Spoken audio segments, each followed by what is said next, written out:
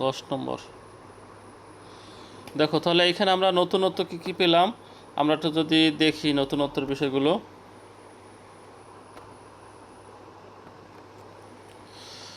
এইখানে goodwill at cost লেখা নাই বিধায় ক্যাপিটাল এমপ্লয় নির্ণয় নিব না, সেটা আমরা আগের অঙ্কে দেখলাম। এরপরে এই অঙ্কে ভিতরে প্রফিট দেওয়া আছে এবং প্রফিটের ব্যাপারে কথা আছে, আরও কাজ আছে, সেটা আমরা দেখব। এছাড়া এখানে ব্যাড ডেপ্ট আর এক্সটেন্ড টু 5%, এটা আমরা এর আগে পাই নাই, এই লাইনটা নতুনত্ব আছে। ব্যাড ডেপ্ট বা ডেটর্স আর ব্যাড 5%, ডেটর আছে কত 1 লাখ, 1 লাখ থেকে 5%, মানে অনাদায়ী পাওনা আছে 5%, কত হয় 1 লাখ টাকা 5,000 টাকা, সেই টাকাটা আমরা নিতে পারবো না। তাহলে এটা কি ক্যাপিটাল এমপ্লয় যখন করব তখন 1 লাখ থেকে 5% বাদ দিয়ে করব। এরপরে আমরা পরের লাইনটা কি নতুনত্ব আছে দেখি। Profit for last 3 year have shown an increase of 50,000 annually, প্রতি বছর বাড়ছে 50,000। তাহলে এইখানে আমাদের একটু কাজ করার মতো বিষয় আছে। এছাড়া আমাদের সমন্বয় কি বলা হয়েছে, the profit for last 3 year were before tax, এই যে প্রফিটগুলো যেটা আছে সেটা কিন্তু before tax, the profit of last 3 year were before tax. কিন্তু এইখানে যেটা দেওয়া আছে কারেন্ট ইয়ার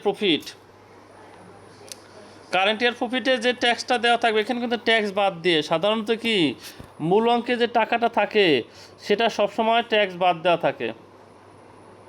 কারণ আমরা যে ইনকাম স্টেটমেন্ট যে করি তখন কিন্তু আমরা ট্যাক্স বাদ দেই। তাহলে ট্যাক্স বাদ দিলে এইখানে কিন্তু আফটার ট্যাক্সের টাকা 3 লাখ, কিন্তু এইখানে লাস্ট 3 ইয়ার যে বাড়ছে সেটা কিন্তু বিফোর ট্যাক্সের উপরে ভিত্তি করে বাড়ছে। একটা জিনিস খেয়াল করো, ধরো তোমার কাছে টাকা আছে 2 লক্ষ, বুঝো তোমার কাছে টাকা আছে 2 লক্ষ, বিগত বছরে তোমার টাকাগুলো প্রতি বছর 50,000 টাকা বাড়ছে।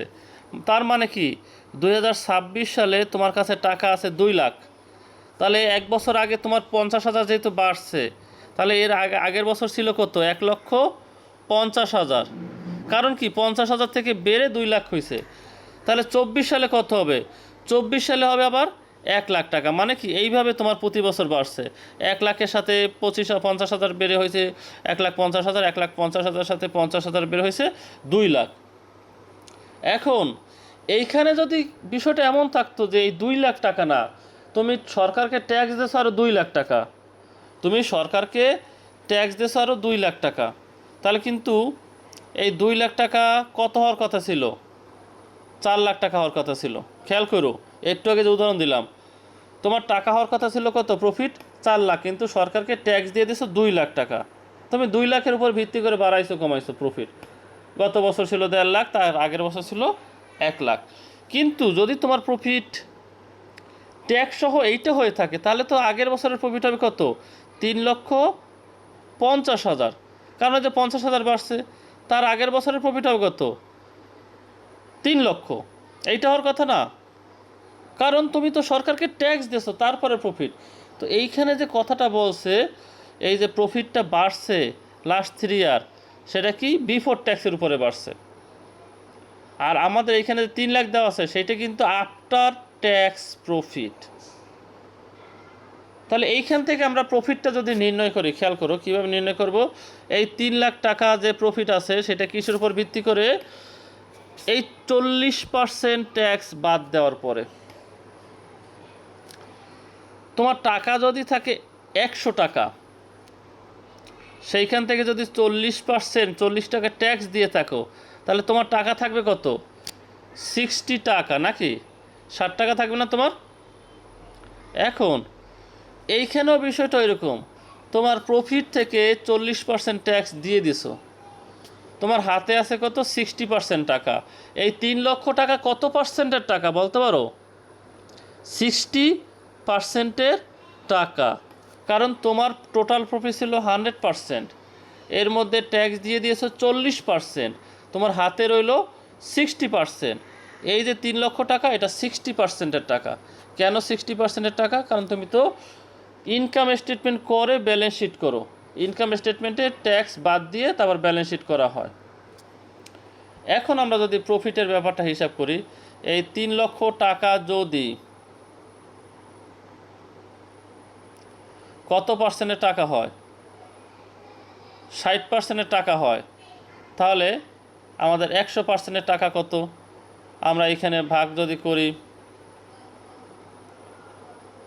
5000 গুণ 100, কত? 5 লাখ টাকা হয়। কত হয়? 5 লাখ টাকা। কীভাবে 5 লাখ টাকা? 3 লাখ ছিল 60%-এর টাকা। কীভাবে 60%-এর টাকা? কারণ 40% ট্যাক্সের টাকা দিয়ে দেওয়ার পরে তো আমার কাছে 60%-এর টাকাই থাকবে, কিন্তু আমার তো এখন বিফোর ট্যাক্সও টাকাটা লাগবে। কারণ এই যে এই লাইনটা বলা হয়েছে যে প্রফিট যে বাড়ছে সেটা বিফোর ট্যাক্সের উপর করে বাড়ছে। তাহলে আমরা কারেন্ট ইয়ার প্রফিট কত পেলাম? 5 লক্ষ টাকা। তাহলে তার আগের বছরের প্রফিট হবে কত? 4,50,000 টাকা। তার আগের বছরের প্রফিট হবে কত? আরও 50,000 টাকা কম, 4 লক্ষ টাকা। এখন বলো এই ওয়ার্কিংটা কে বুঝো নাই? আমি আবার বলবো, বুঝো আর না বুঝো আবার বলবো, সমস্যা নেই।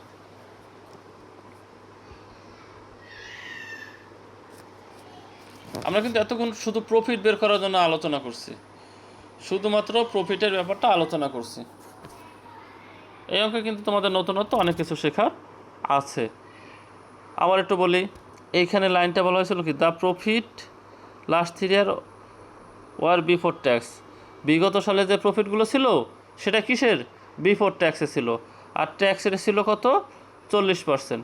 তো এই 40% বাদ দেওয়ার পরে আমার চলতি বছরের প্রফিট হয়েছে কত? 3 লাখ টাকা। এখন 3 লাখ টাকার মধ্যে তো 40% টাকা নাই। এখন যদি কেউ জানতে চায় ভাই আপনার টোটাল প্রফিট ছিল কত ট্যাক্স টক্স ছাড়াই, গ্রোস, তখন তুমি কি করবা? এই যে 3 লাখ টাকা বলবা যে ভাই আমার তো 3 লাখ টাকা যে প্রফিট আছে এখান থেকে সরকারকে 40% টাকা দিয়ে দিছি, আমার কাছে আছে কত? 60%-এর টাকা। এখন যদি আমি পুরো টাকা বের করতে চাই তাহলে 60 দিয়ে ভাগ দিলে প্রতি 1%-এর টাকা বের হবে, 100 গুণ দিয়ে গুণ দিলে 100%-এর টাকা বের হবে। 100%-এর টাকা কত হয় এটা ক্যালকুলেশন করলে 5 লাখ। এখন যদি তুমি চিন্তা করো যে না এখন ট্যাক্স রেটটা দেখাই দেই, 5 লাখ গুণ 40%, ক্যালকুলেশন করে দেখো 2 লাখ টাকা আসবে। এই 2 লাখ টাকা 5 লাখ টাকা থেকে বাদ দিলে এই 3 লাখ টাকা কারেন্ট ইয়ার প্রফিট দেখানো হয়েছে। এখন অন্যান্য ইয়ারের প্রফিটগুলো কীভাবে বের করবো? এই যে last 3 year have shown an increase of 50,000 annually. প্রফিটের কথা এই লাইনটা বলা থাকার কারণে আমাদের এত কিছু বোঝা লাগছে। কী বলা আছে? দ্য প্রফিট অফ 3 ইয়ার শোন ইনক্রিজ 50,000 অ্যানুয়ালি, 50,000 টাকা করে প্রতি বছর বাড়ছে। তাহলে আমরা যে একটু আগে ক্যালকুলেশন করলাম 5 লাখ টাকা প্রফিট হয়েছে, সেইখান থেকে 50,000 বাদ দিয়ে দিলে থাকবে কত? 4,50,000। তার থেকে আবার 50,000 বাদ দিলে থাকবে কত? 4 লক্ষ। এখন তোমরা বলতে পারো স্যার আপনি তো কমাইতেছেন, ওই জায়গায় তো বলছে বাড়ানোর কথা। ধরো এইটা তো কারেন্ট ইয়ার প্রফিট, এইটা যদি 26 সালের হয় 2026, তাহলে 25 সালে হবে এইটা, 24 সালে হবে এইটা, ঠিক আছে? 24, 25, 26 সালের যথারীতি এগুলো হবে। তাহলে দেখো 24 সালে যদি 4 লাখ হয়, 50,000 বেড়ে 25 সালে কত হবে? 25 সালে 4,50,000 হবে। আবার 50 সালে বেড়ে মানে 26 সালে বেড়ে কত হলো? 5 লাখ টাকা। দেখো 4 লাখ, 4,50,000, 5 লাখ, 50,000 করে বাড়ছে। ওই জন্য আমরা পিছনের দিকে কমাই কমাই দেখাইছি যেন প্রতি বছর বাড়ানোটা বোঝানো যায়। তাহলে লাস্ট 3 ইয়ার প্রফিট আমরা পেলাম। এছাড়া কি বলা আছে দেখো, depreciation on land and building machinery বলা আছে, নর্মাল রেট অফ রিটার্ন 18% বলা আছে, নাম্বার অফ ইয়ার পারচেস 2 বলা আছে। যদি ইফ নেসেসারি, কেন ইফ নেসেসারি বলা আছে? কারণ যদি সুপার প্রফিট নেগেটিভ বা নীল হয় তখন তো আর এটা লাগবে না কাজে। এখন আমরা তাহলে ক্যাপিটাল এমপ্লয়েড দেখো, ল্যান্ড অ্যান্ড বিল্ডিং কত? 2,50,000। কোথায় পেয়েছে? এইখানে কিন্তু ছিল 1 লাখ, কিন্তু আমরা নিছি কোনটা? এইটা, কারণ মার্কেট প্রাইস দেওয়া আছে। তারপর মেশিনে নেওয়া হয়েছে কত? 6 লাখ। এইখানে আছে কত? 7 লাখ, কিন্তু 7 লাখ নেই না, আমরা নিছি কত? 6 লাখ, যেটা মার্কেট ভ্যালু আছে। ইনভেন্টরি আছে কত? 3 লাখ, কিন্তু এইখানে ইনভেন্টরি কত বলা আছে? কত? 4 লাখ টাকা, সেই জন্য নেওয়া হয়েছে কত? 4 লাখ। তারপরে ইনভেস্টমেন্ট তো আমরা নিব না, কারণ এটা হচ্ছে কি আইডল ক্যাশ, সেই জন্য ইনভেস্টমেন্ট নিব না। তারপরে কি cash in hand and bank, এটা তো 1,50,000, এটা নিয়ে কোনো ঝামেলা নাই। প্রিলিমিনারি এক্সপেন্স যাবে না, কিন্তু ডেটর্স 1 লাখ যাবে না। ডেটর্স কত যাবে? ওই 1 লাখ টাকা থেকে এই যে 5% অনাদায়ী পাওনা আছে সেটা বাদ দিয়ে যাবে 95,000। তাহলে বের হলো কি total present value of total asset, সেইখান থেকে আমরা কারেন্ট লাইবিলিটি বাদ দিয়ে দেবো। রিজার্ভ ফর ট্যাক্স আর ক্রেডিটর দুইটাই আছে, রিজার্ভ ফর ট্যাক্স আর ক্রেডিটর দুইটা বাদ দিয়ে দিলে আমাদের বের হবে কি ক্যাপিটাল এমপ্লয়েড। ক্যাপিটাল এমপ্লয়েডের পর আমরা কী বের করবো? Average capital employed. Average capital employed আমরা দেখি।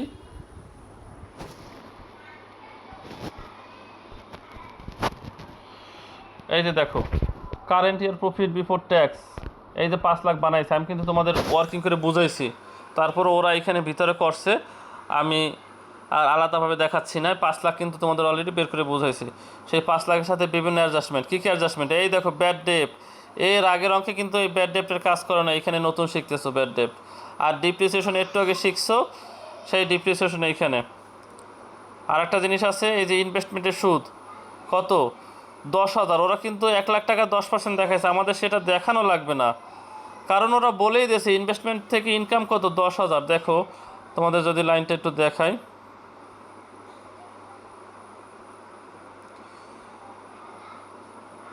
দেখো ইনকাম ফ্রম ইনভেস্টমেন্ট 10,000 বলাই আছে, কষ্ট করে আমাদের আর পার্সেন্টেজ ধরা লাগবে না, ঠিক আছে?